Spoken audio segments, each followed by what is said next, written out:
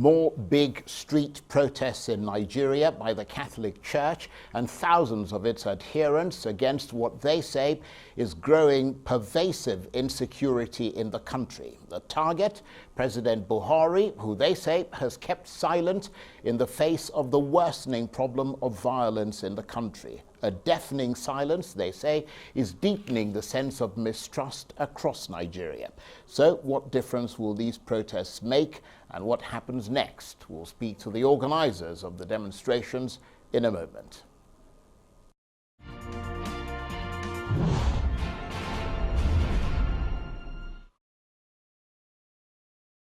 Now, they are clearing away the debris of protests from the streets of the Nigerian capital, Abuja, after thousands of Catholics defied the first rains of the season to march against what they say is a dangerous mix of rising Islamist extremism, worsening banditry, and a growing spate of abductions across Nigeria. The demonstrators, led by cardinals, bishops, and priests, cite incidents of the brutal killings of innocent Nigerians by Islamist militants and what they call terrorist herdsmen who invade farmlands forcefully. They've also been marching against the growing number of kidnappings for ransom in virtually every part of Nigeria. The leaders of the protests said they were tired of hearing the Buhari government saying that Boko Haram have been technically defeated, even when they're clearly still attacking with impunity. To make matters worse, they say those terrorists who've been caught fail to be prosecuted. As such, their contention is that President Buhari's response to growing insecurity in the country is well below average. Many local and international security experts have concluded that the terrorists use weapons that are very sophisticated. Our protest is part of our religious obligation to speak prophetically against whatever is against God's commandments. The killing of God's children is evil. The failure to protect innocent people from relentless attacks is evil. The lack of persecution of terrorists is evil. Our government response to terrorist attack is, for lack of better words, far below average. There have been too many mass burials, too many kidnappings of school children, of travelers, invasion of people's homes, invasion of sacred places like churches, mosques, seminaries, etc. We sometimes read of our government sending condolence messages to Western countries when there is a terrorist attack that may have led to the death of one or two persons. We commend the federal government for doing this, but we are utterly surprised to discover that the same Nigerian federal government will not even send a condolence message to families who have suffered fatalities in the hands of Boko Haram. We see our president rarely visit or even speak to Nigerians when there are terrorist attacks in Nigeria. The several attacks on the Nigerians and the loss of numerous lives are now almost taken as normal. Our government seems completely insensitive to the plight of Nigerians. A government that totally ignores the cries of those who elected it is set up for a fantastic failure. It doesn't matter which party is in power. Only recently, we have seen that some of those in the presidency have discovered that they can no longer go to some places where they campaign before election. They are being booed by those who once supported them because these Nigerians feel let down. So, Mr. President, Your Excellency, we say that we are here to let you know that we pray every day for the success of your government in dealing with insecurity in Nigeria. We pray daily for the government you lead to bring Nigerians together and make every Nigerian feel that they are equal in the country, irrespective of their ethnic or religious background. We want you to know that we pray to God to help your government realize that loyalty to Nigerians, loyalty to the unity of the country should trump the desire by some people around to fill sensitive top security positions with people from one section who shared one religious belief. This is a recipe for disaster in a multi-ethnic, multi-diverse nation. Mr. President, Buhari will say, as we pray for you, we urge you to please listen to the cries of Nigerians. Listen to the National Assembly when it, in a unanimous voice call, calls you to change the security chiefs. Listen to Muslim leaders who call for more government proactive actions to prevent terrorist attack in Nigeria and especially in the northeastern Nigeria. Mr. President, please ask for foreign help to stop this over 12 years of terrorist attack on Nigerians. Mr. President, stop those who work with you from politicizing the killings of Nigerians. The bombs of the terrorists do not know who is a member of APC or PDP. Mr. President, Nigeria is a secular state. Act to reassure Nigerians that there is no agenda to Islamize Nigeria or to give Islam and Muslims undue advantage over other religions and their adherents. Your silence is breeding and sowing seeds of mistrust, and the longer it stays this way, the more you lose those who could have given you the benefit of doubt. As things stand now, it appears only a few Nigerians can defend you with reasons. Only few Nigerians can argue that your silence is not an endorsement of the barbaric actions of the terrorists and criminals. We as church do not support any political party. We condemn any form of social injustice perpetuated against the people. The lack of significant action to prevent and secure the relief of those being held in captivity by Boko Haram is unacceptable to us. We cannot understand why the government reaction to the beheading of Reverend Lawan and Dini has not shown that there is going to be any consequences for those responsible. Nigerians are tired of readings of such killings as that of an orphan seminarian who was just 18 years old and of a young wife and mother. Nigerians are tired of hearing of the inexcusable actions of the government in their response to these and many other sad cases.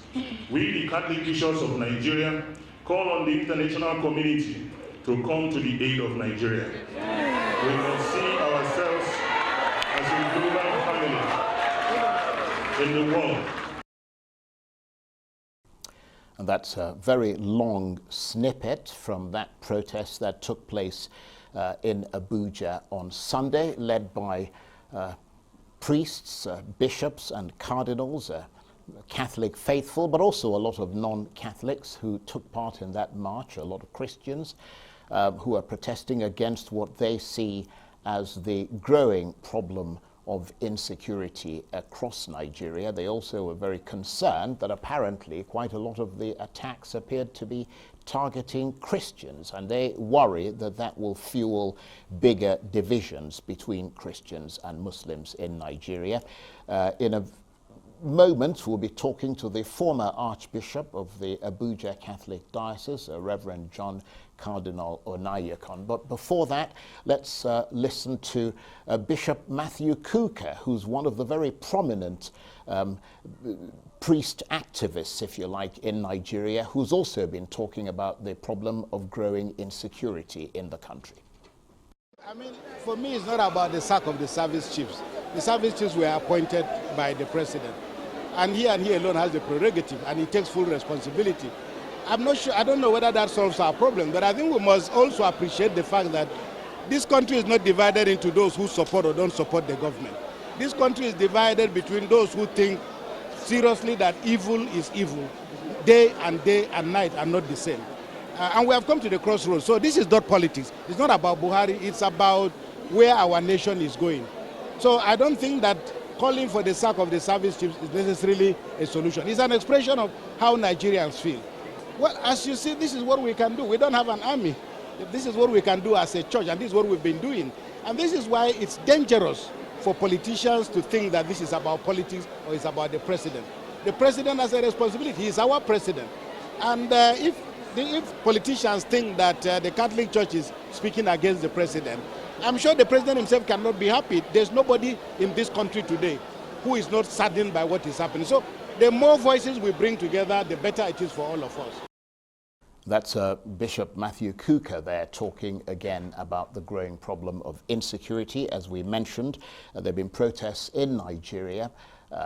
Many thousands of people in Abuja, and I understand in other parts of the country, taking to the streets to protest against what they see as government inaction as far as the growing problem of insecurity is concerned. We are awaiting the presence of the former Archbishop of the Abuja Catholic diocese, Reverend John Cardinal Onayekon. He's imminently will be with us, possibly after the break. But just to also let you know that whilst those protests were taking place in Abuja on Sunday, we also heard that gunmen have killed dozens of people in attacks in several remote villages in northwest Nigeria. Residents in Igabi in Kaduna State said the attackers arrived on Sunday, and that was almost as the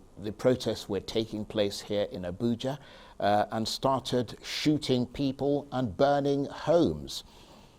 It's not clear if the violence is linked to Islamist militants or bandits who are known to operate in the area. Police say they are still assessing how many people died. You're watching the Arise interview. Plenty more still ahead as we continue our discussion about the latest protests aimed at drawing attention to Nigeria's growing problem of insecurity. Stay with us.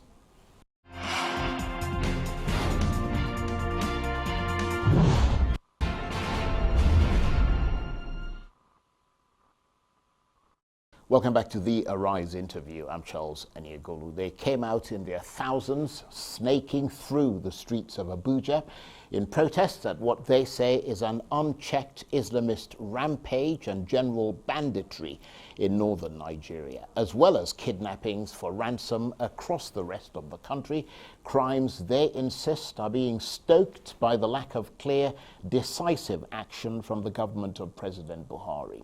Correspondents say that insecurity has been a stain on Nigeria since 2009, when the Boko Haram insurgency began, and has since metamorphosed into ever more brutal killings perpetrated by rampaging bandits and what some have called terrorist herdsmen, with the violence continuing to erupt with growing intensity in the northeast and the northwest. Development in the northern region has been fractured, as have relations between Christians and Muslims, as well as various ethnic groups affected by the violence. With me in the studio, the former Archbishop of the Abuja Catholic Diocese, Reverend John Cardinal Onayekon. Thank you very much indeed for coming in. Thank you very much. And I know you had to leave a bishop's meeting. That's right. Which is a big, sacrifice to make, I suppose. But then it's good. This is a good enough reason. Yes. For going out. So yet another march by the Catholic faithful. What are you hoping to achieve? Thank you for giving me the opportunity to balance a little bit the introduction that you made. First and foremost, our outing yesterday took off from the Ecumenical Christian Center, which is a beautiful church, and ended up in Our Lady Queen of Nigeria Pro Cathedral, another church. It was actually basically a prayer procession, and not really so much a protest, as we in the Catholic Church we are used to having processions as part and parcel of our form of worship. Put it this way, you can say that we have been complaining and protesting to the powers that be about the situation in the country, and we have not been having much, there's not been much evidence that things are changing. So it's like let's now face God and ask him. Well, I mean, the address that we heard, being the people who addressed the the procession, if I might use your term, yes. they were not referring to God there. They were talking to well, President well, Buhari. yeah, and no, his but government. if you listen very carefully to my president, he was also saying we are praying that God will turn the mind, change the heart of marauders, the murderers, and so on, and that God will direct our president to take the right decisions. We have to bring God in. Precisely when there's too much anger and everybody is, as it were, trying to handle situation the best they can, we as a church, we must also not forget to bring in the specifically religious dimension. That is why, for example, our prayer protest, if you like to put it that way, was not simply complaint because our members are being killed or kidnapped. We tried to show that this is showing concern about a generalized insecurity in the land that is engulfing everybody, Christians, Catholics, Muslims, everybody. Nobody is actually safe. Obviously, if the country is well secured, then Catholics will be secure. And I think that is probably the best way to put the purpose for which we were moving. And you made a good point there, namely that the activities of these people who unfortunately constantly and stubbornly claim to be not just that they are Muslims, but they are doing it in the interest of Islam, has done a lot of damage to the good relationship, good understanding, and good rapport which we have been building over the years between our Christian and Muslim communities. In fact, it's I can say it because as a preacher or as a religious leader, as a bishop who tries to preach these things in the pulpit, I can feel the thermometer rising. The people are not, when they start talking in terms of let's try and understand our Muslim brothers. Let's try and realize that they are not all Boko Haram. Let's try and understand that this world is made up of good and bad people. The vibe you are getting from the congregation is not set. It's a polite listening to you, but you get the feeling that they really don't think, they think things, I should be saying more, I should be talking less of dialogue and peaceful relationship with others. Rather, maybe they expect me to rally them up to battle. And I mean, you were of course at that march. Oh yes, yesterday. in the forefront. In the forefront. Yes, because I saw even though I am a retired Archbishop, I'm still a cardinal, and therefore I understand my position in the Catholic Church in Nigeria has been in the forefront. Sure. I was hand in hand with the president of the Bishops' Conference. Hopefully we'll get to talk a little bit later in the program about your retirement and what it actually feels like. But I mean, you talked about the fact that this particular march or prayer protest, prayer procession, was aimed at trying to get God involved in so far as that is even remotely possible, to get God involved in looking at the security situation in Nigeria. Does that suggest that in the past you haven't got God involved? We have. Because I mean, so far your protests haven't made a difference. We have been praying. Precisely too far. Maybe protests have never made any difference. We still believe firmly, because if we don't believe in prayer, then we are not really, we could hardly call ourselves Christians. We believe that prayer not only affects those whom you have in mind, but also you yourself when we are praying. And that way, somehow, a change could come in our relationship that can make a difference for the whole nation. What I'm looking forward to is a way whereby if we can manage to organize a prayer procession protest of all Nigerians who claim to believe in God. And have you tried that and it succeeded? So far, we have not. I don't think we have taken it seriously. We have not made any. I'm not aware of any formal invitation sent out to the Islamic leadership to join us in the kind of thing we had yesterday. But don't forget, the Catholic Church has a bishops' conference that has pretty good hold on its members. And you can say, come out, and they come out. I'm not sure whether you have the same thing in the Islamic fold. But be that as it may, I'm sure that we can actually venture in that direction. The reason being that if we are able to hold hands together to pray to God to deliver our nation from what is almost like a diabolic attack on us, it will help to heal that rupture that I was talking about. Right. And what about just going to talk to President Buhari himself, expressing the sentiment of the people that you represent? Interestingly, I met with the Muslim leaders. Interestingly, as well. I was talking about that with my colleagues on table this afternoon. I said, I think we should actually have a small group of people, about 4 or 5, to go and sit down with this gentleman and talk to him, not as president, but just as a Nigerian. And 2 agreed with me. 2 said, no, it's too late to do that now. After all we said yesterday, to go back to him, what am I going to tell him? Are we going to tell him that, sorry, we didn't mean? No, I said, no, it doesn't mean that. But I still think we should give it a try. To believe in that, whether you're a president of Nigeria or whatever, you're still a human being. And that there is a room for us to be able to bring to his attention. Actually, that's one of the purposes of the procession, to draw attention. Right, but doesn't it give the impression, because essentially what it was, let's face it, was a Catholic march.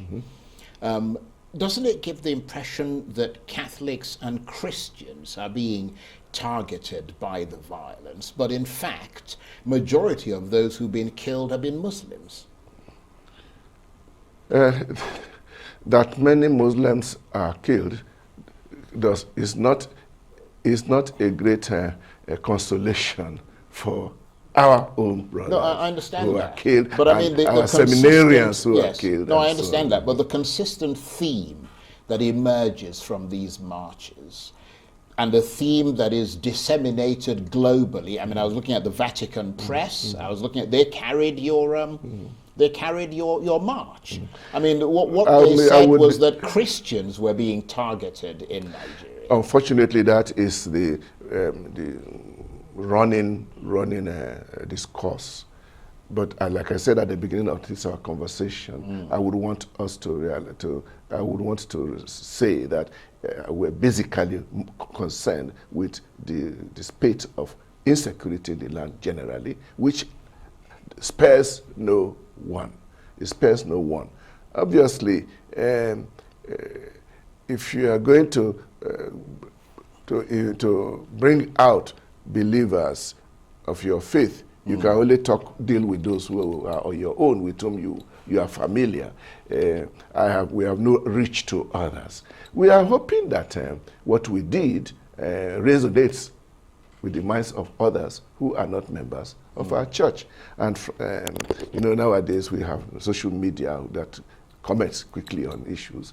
Comments have shown that many Nigerians understood what we're doing. It would be a pity if all we did yesterday ended up simply heightening the discrepancy between Christians and Muslims. We would hope that somehow we find a way of bringing Christians and Muslims together, which is perhaps one of the major concerns I have with regard to what is happening now in our country, that we are losing the opportunity of working together as one nation, Christians and Muslims. And on the political level, we are losing a lot of ground because of the tendency to simply divide the nation between those who are for us and those who are against us. It's like the election campaign mode is still just stay with us, Cardinal Onayukan. You're watching the Arise interview. Plenty more still ahead as we continue our chat about the protests against Nigeria's growing insecurity problems. Stay with us.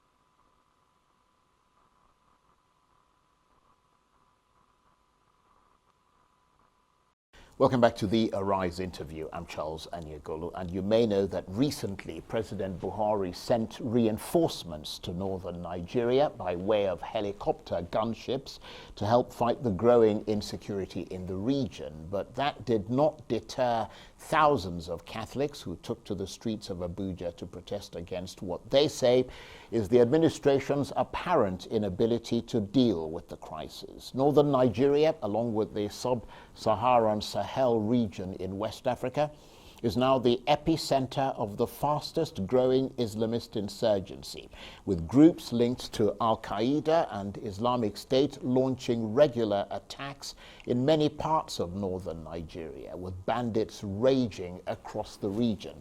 Just this Sunday, as we mentioned earlier, gunmen killed dozens of people in attacks on several remote villages in northern Nigeria. Residents in Igabi in Kaduna State said the attackers arrived and started shooting people and burning homes. It's not clear if the violence is linked to Islamist militants or criminal gangs who are known to operate in the area. The Nigerian police say they are still assessing how many people died. And with me in the studio, the former Archbishop of the Abuja Catholic Diocese, Reverend John Cardinal Onayekon. Cardinal, thank you very much indeed for staying with us. Thank you, Charles. What's your sense of how bad the security picture is in Nigeria? I celebrated my 76th birthday 2 weeks ago. You're a young man.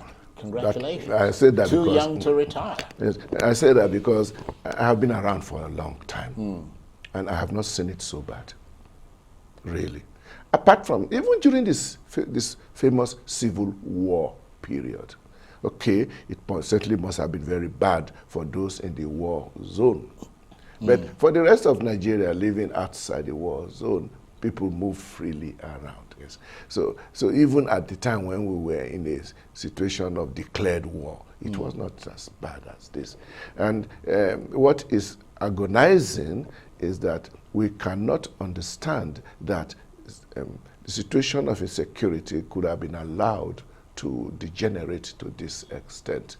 My fear is that as criminals and terrorists and so on are able to operate with impunity, more and more will join them. And you begin to ask the gamut of security forces that are by definition are supposed to make us secure. You ask them, what exactly are they doing? How come they are unable? For example, we were talking about the exploit of the new group now that we are hearing very much about, the bandits of no clear definition. Okay, and these bandits are moving around in platoons of 40, 50. Sometimes they are mechanized on motorcycles. Not only do they move in and do the kind of thing you just described, they also vamoose, get away, and nobody is able to trace anything in connection. It just makes one feel afraid. Yeah, but I don't think there's any doubt, and you know, nobody would question the veracity of your statements that the insecurity is very bad. But the government argues that when you look at insecurity today in Nigeria and compare it to 2015, when President Buhari took over, that things are a lot better now than they were then. Well, government can say that, but I'm afraid there are many Nigerians who won't agree with them.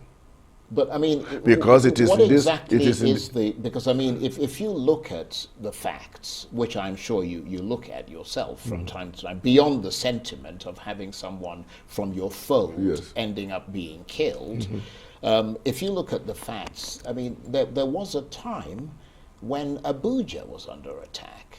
There was a time when even Lagos, they were arresting Boko Haram terrorists there. There was a time when across different parts of Nigeria they seemed to be moving, and there were bomb explosions and bomb threats in many parts, and that does not seem to be happening anymore. At that time, we were focusing on one particular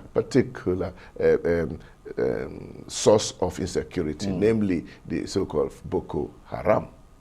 And it is not on it was not incomprehensible that the Boko Haram, having occupied a good chunk of our territory, could send agents here and there to disorganize the nation, like those who came to bomb the United Nations building. Under this day office. For the purposes of drawing attention to themselves. That was before 2015. But now, apart from Boko Haram, which, by the way, is supposed to have already been technically defeated. Which it clearly hasn't been. Whatever defeated. that means. Yeah.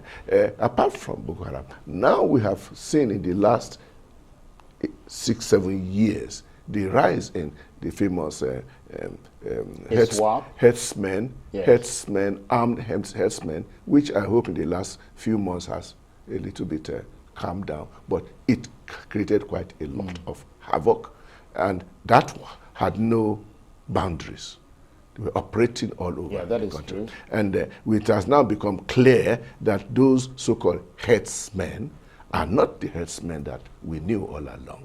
So it's because the theory that they were armed mercenaries or armed bandits from wherever they came, infiltrated the community of the herdsmen. That theory begins to become more and more sustainable.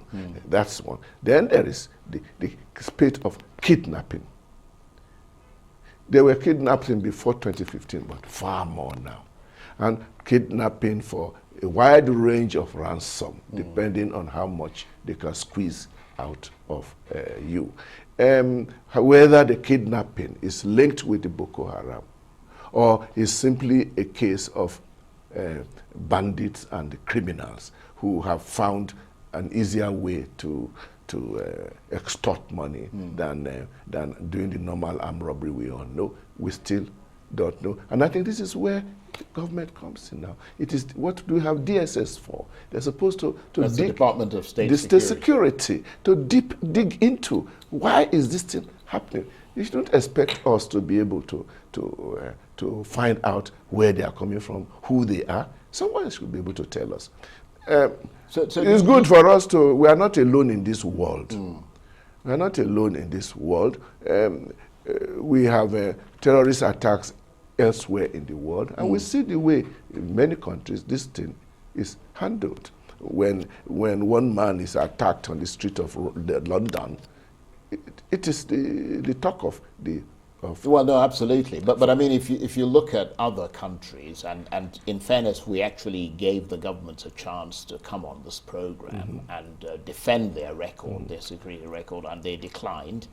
But if you look at other countries with all their sort of intelligence gathering and sophisticated weaponry and so on, you still have terrorism and shootings and huge amounts of crime. So the fact that Mr. Buhari hasn't put a permanent end, which seems to be what is being demanded, a permanent end to insecurity, doesn't mean that he hasn't reduced it substantially. That is where we may differ. Right. Maybe also because I'm not in a position, maybe I don't have all the facts and figures of what they are doing, although I think it is the duty of the government to let us know what they are doing, if they are doing anything. If they are doing anything, if they have not been able to convince me that they are doing something, surely don't blame me for saying they ought to do better. That people simply say they are just giving excuses. And I think they've run out of excuses, that the level of insecurity is unexplainable and unacceptable. We can't continue. And I suppose technically, as you mentioned before, it doesn't really make any difference whether it is Muslims or Christians. I mean, the fact is that Nigerians are being killed. And that's the kind of country we live in. We don't live in a Muslim country in which there are a few Christians that are just hanging around. No. We live in a country that is clearly Christian-Muslim. And of course the North is also has a lot of Christians there, doesn't it? Yes, of course, people tend to believe that. And of course they forget too that we do have a good substantial Muslim population in the South. Maybe not in the Southeast, but I'm a Yoruba man. Yes. We have been familiar with Muslims since I was a child. So the whole question is, as far as possible, we'll try not to put it in terms of Christians against Muslims. It would be wonderful if we can arrive more and more at Christians and the Muslims together, because that is Nigeria. And my conviction is that we will not succeed, and no government will succeed, if we don't get this cohesion, this joint action going. And in my own opinion, the first, at least primary duty of government is precisely to promote and facilitate this working together. But isn't that also the responsibility of the church? I mean, because to effect cohesion within society, because I mean, you've got bishops and priests all over northern Nigeria. I mean, you've got Bishop Matthew Kuka in Sokoto, which is the home of the caliphate, and so on in Nigeria. I mean, isn't there? The church. How much cohesion is church there? leaders? Community cohesion. Church leaders are first and foremost normally interested in their church and in their members, and maybe, if possible, make more converts to join their church. So the issue of cohesion between Christians and Muslims is not likely to be the top priority of any church leader. And I don't think it's to be a priority of a Muslim leader. If we are aware of that and we admit that fact, we then have to still go a step further. And like I tell people, I'm a Catholic, I'm an Archbishop. My main job is to preach the gospel of the Lord Jesus Christ, not to preach a dialogue between Christians and Muslims. But I realize that my understanding of the gospel of the Lord Jesus Christ forces me to start thinking of what do we do with people who are not even members of my church. Well, I mean, thy will be done on earth as it is in heaven. Yeah. So you've got to do his will on earth, which is better community relations. Exactly. That even trying to improve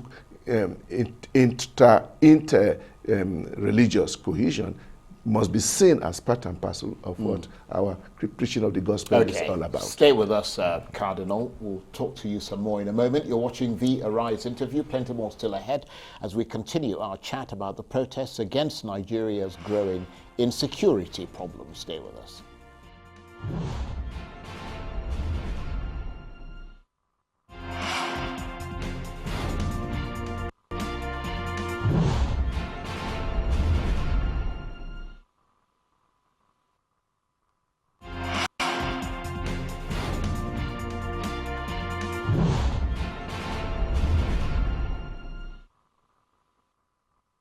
Welcome back to the Arise interview. I'm Charles Aniagulu. The rising tide of violent extremism and the growing threat of banditry across northern Nigeria is what brought thousands of protesters under the banner of the Catholic Church onto the streets of the capital, Abuja, on Sunday. Led by a large contingent of priests, bishops, and cardinals, the protesters urged President Buhari to take urgent steps to correct what they say is the growing distrust among Nigerians on the sincerity and ability of his government to tackle the insurgency and end the killings and kidnappings across the country. They called on Mr. Buhari to seek help from the international community and warned that in a secular state such as Nigeria, the rising threat of Islamist extremism could easily be misconstrued and perceived to be an agenda to Islamize the country.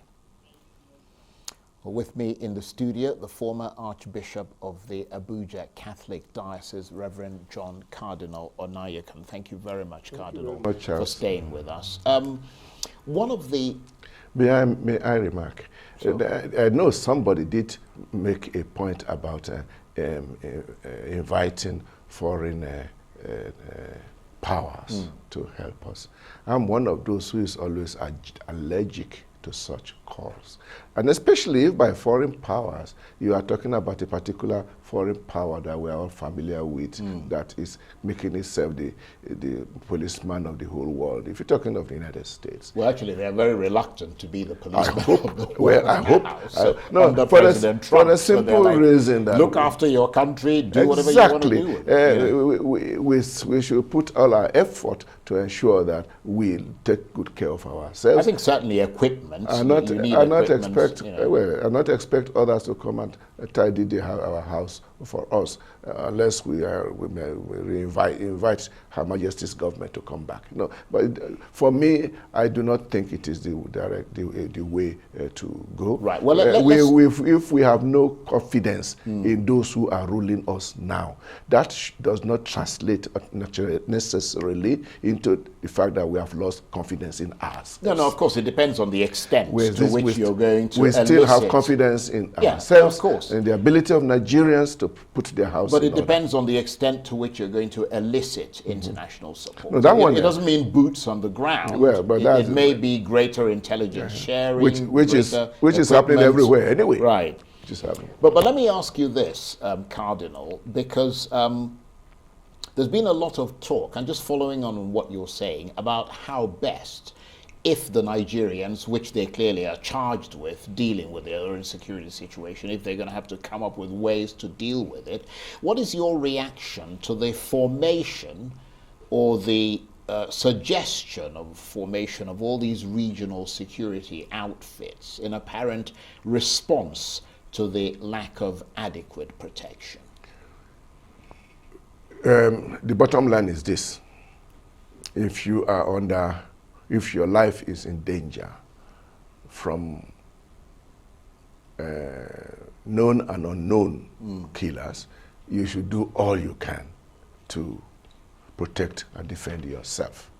We have not forgotten the very serious statement attributed, and I think truly, to General T.Y. Danjuma, that we should all go and arm ourselves and to defend ourselves. That statement, on the one hand, is true. You have to defend yourself with whatever you have available. Unfortunately, the ordinary Nigerian, the villager over there, how are they to arm themselves? They can't arm themselves. So that statement is wonderful, but it's neither here nor there. Now, these new outfits that are coming up, in my own opinion, at most they are a cry of anguish. Look, we don't know what to do. Since we have a police force, we have DSS, we have even the Nigerian army, and still we are being killed. So since what should happen is not happening, then we go into this sort of emergency, extraordinary means of trying to defend ourselves. So you support those? No, I'm not sure I support them. Right. Again, for a very clear reason that I'm still not sure that it is the way forward. And that if our wonderful police force and our army, wonderful, see them when they march on Independence Day, if all that group, with all the money we pour into it from our national budget, and I hear also a lot of assistance coming from outside, if all these are not making any headway, is it these little pockets of outfits that will change the matter? The only thing that will change, in my own opinion, is the kind of mindset, political will, which seems to be lacking. This is why, let me get back to where we started. For me, a major task of government at this stage is to bring Nigerians together. Instead of Amoteco in the West and maybe iPod in the East and I don't know what else elsewhere, we should all join together to make Nigeria safe. But what I interpret those phenomenon to be is a loud vote of no confidence in the government. So, in terms of what your expectations are of President Buhari, do you expect him to put a permanent end to insecurity in Nigeria? If he continues the way he has done the last 6 years, it will continue the way it has gone the last 6 years. No, but I still have the feeling on what you want, what you expect. I don't know whether it is even what do you call it? Whether it is, we can actually expect him to change different very much in his mindset. But I have the feeling, and I'm still to be corrected, that he's not doing enough to bring Nigerians together. There are those who interpret this in terms of his feeling that he can only work with those whom he knows. Yeah, but we're not talking, I'm not talking so much about bringing Nigerians together. I'm talking about dealing with the problem of insecurity in Nigeria. But I'm saying you cannot deal with the problem of insecurity if the government and the president, who controls all our security apparatus, does not operate in such a way that every Nigerian feels that, okay, here we are. So what does he need to do to reassure you? Should he change the security chiefs, for example, which is a big call that's gone across the country? I mean, what do you, what would you like to see happen that would give you immediate reassurance? Changing security chiefs is not a magic wand, although I'm told that normally when a commander does not succeed in the field of battle, he generally eases himself out to make room for some other person to get done. And many of us, and I'm one of them, believe that as far as the security situation, not only Boko Haram, but the rest of Nigeria is concerned, whoever are in charge of these things have not succeeded. They have not done a proper job, and they ought to make room for others. Okay, we have almost 200 million of us. Okay, we're almost out of time. There are other people. Yeah, so I think what we are expecting, what I am expecting, is that Mr. President should open the playing field for more Nigerians, both inside and outside Nigeria. I'm told by many people who have good ideas that you have nowhere to present them, and we have a whole army, another army out there of retired army generals and colonels and so on. You must be aware of them all. They're all there, having been trained to the highest level, and they're sitting out there doing nothing. And I'm not seeing any effort to even bring them in. I think other countries do that. They bring them in as reservists. Because I think, I believe that we are in a state of emergency, whether you declare it or not. And when you're in a state of emergency, you try and do things, you try and look for the best possible effort to deal with it. So if we are ready to open up to new ways of looking at the situation, with the emphasis on making sure that every Nigerian now feels that, okay, we are working on this thing together, I believe we can isolate the gangs wherever they are. Okay.